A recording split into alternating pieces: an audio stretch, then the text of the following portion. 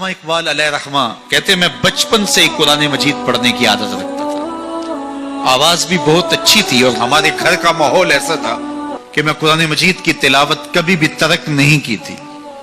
ہماری صبح کا آغاز ہی قرآن مجید کی تلاوت سے ہوتا، لیکن آخری عمر جب ہوئی تو گلا خراب ہو گیا، تو قرآن مجید پڑھتے تو تھے لیکن اس طرح لے سے پڑھنا مشکل ہو گیا۔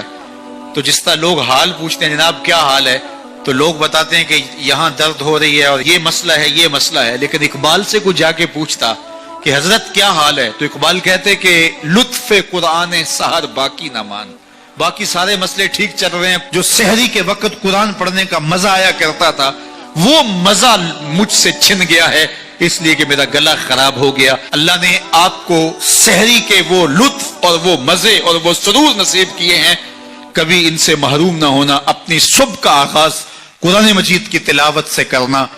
اور اقبال نے اپنے ایک دوست کو لکھا، کتنی خوبصورت بات لکھی، کہا قرآن مجید کا مفہوم اور ترجمہ نہیں بھی آتا پھر بھی قرآن مجید پڑھتے رہنا، خالی ناظرہ قرآن مجید پڑھنے سے دل کا تعلق رسول اللہ کے دل سے جڑ جاتا ہے، اس لیے کہ قرآن حضور کے قلب اطہر کے اوپر نازل ہوا تھا، یہ سندیسہ ہے ہمارے خالق کا ہمارے نام۔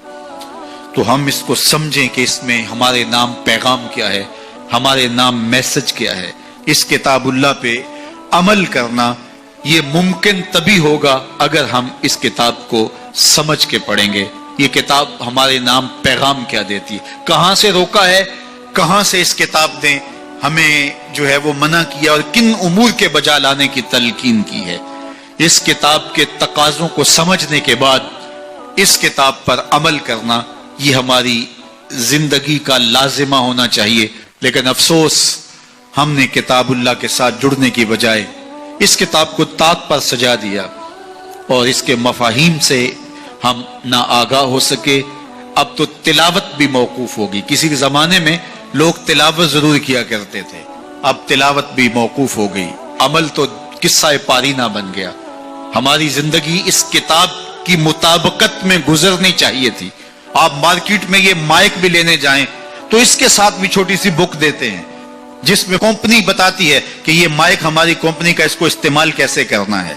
یار آپ جہاں سے جو چیز خریدے تو اس کے ساتھ چھوٹی سی بک ضرور ملتی ہے اور اس کا طریقہ استعمال بتایا جاتا ہے۔ جس خالق نے انسان کو پیدا کیا اس نے ساتھ قرآن بھی دیا ہے، اس کو پڑھتے جاؤ، زندگی گزارتے جاؤ، زندگی ٹینشنوں کا مجموعہ نہیں ہوگی، زندگی جو ہے وہ خوبصورت تمہیں دکھائی دے گی، زندگی حسین اور جمیل دکھائی دے گی، اس لیے کہ یہ زندگی قرآن کی مطابقت میں گزرے۔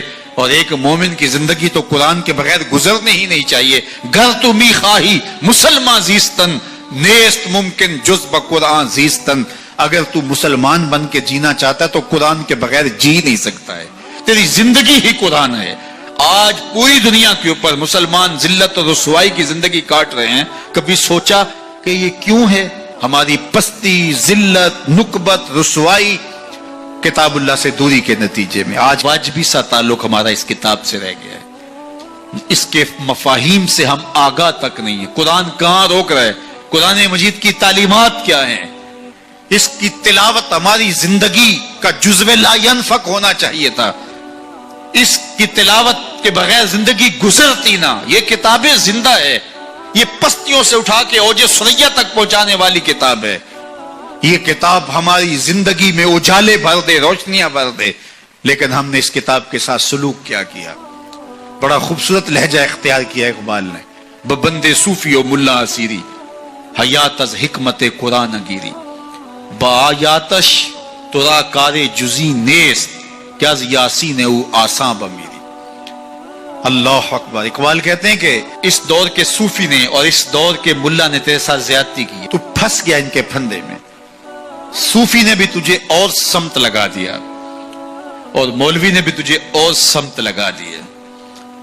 جو منصب تھا صوفی و ملا کا، تجھے جس راستے پہ ڈالنا تھا اس راستے پہ انہوں نے تجھے نہیں ڈالا۔ اس کتاب سے تیری دل بستگی نہ ہو سکی، اس کتاب سے تیرا تعلق مضبوط نہ ہو سکا۔ قرآن سے تجھے صرف اتنا سروکار ہے کہ جب تیرے بوڑھے کی روح اٹکی تو تو سورہ یاسین لے کے بیٹھ گیا، کہ میں اس کی تلاوت کروں اور اس کی روح آسانی سے نکل جائے. وہ کہتے ہیں اس میں کوئی شک نہیں کہ اس کی روح آسانی سے نکلتی ہے. سورہ یاسین کا مرنے والے کو فائدہ پہنچتا ہے, مجھے اس پہ کوئی اعتراض نہیں ہے, لیکن کہتے ہیں مجھے افسوس اس بات سے ہے کہ اس قرآن سے بھی تو نے مرنا ہی سیکھا, کاش اس قرآن سے جینا سیکھ لیا ہوتا. یہ کتاب زندگی ہے, یہ کتاب حیات ہے, یہ مردہ قوموں کو اٹھا کے کہاں سے کہاں لے جاتی ہے, یہ پستیوں سے اٹھا کے بلندیوں تک لے جانے والی کتاب ہے. اس امت کے پاس اتنا بڑا نسخہ کیمیا ہو اور وہ در در رسوا ہو رہی ہو, تو اس کتاب سے دوری کے نتیجے کے اندر یہ سزا ہمیں کاٹنی پڑ رہی ہے. آئیے اس کتاب سے جڑیں.